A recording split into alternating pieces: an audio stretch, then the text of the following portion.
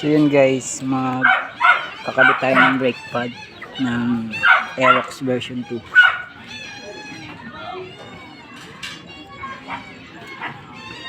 So intro muna tayo.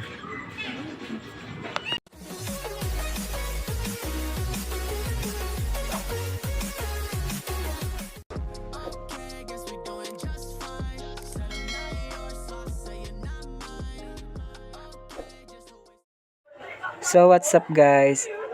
So ito nga pala yung tatanggalin natin, gagamitan natin ng star wrench. Yung dalawang screw na yan. Ito nga palang brake pad yung ipapalit natin, bagong bago pa yan. Ito na nga mga lods, hilahin nyo lang yung pin na yan, kabilaan yan.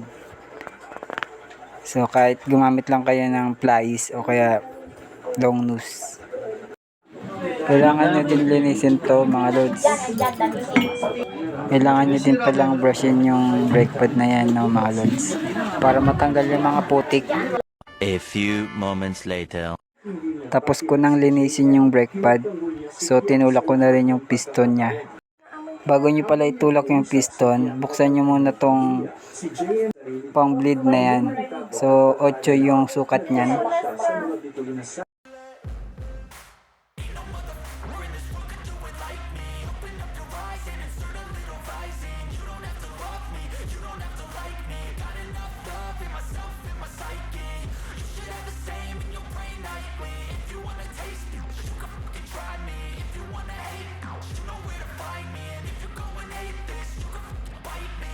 Cruising in my lane fast, call it high speed. I've been working hard, yeah, I've been working nightly. If you think you'll win, ha, nah, likely. I've been taking shots. So ito nga pala yung pinagpalitan natin, sobrang nipis na.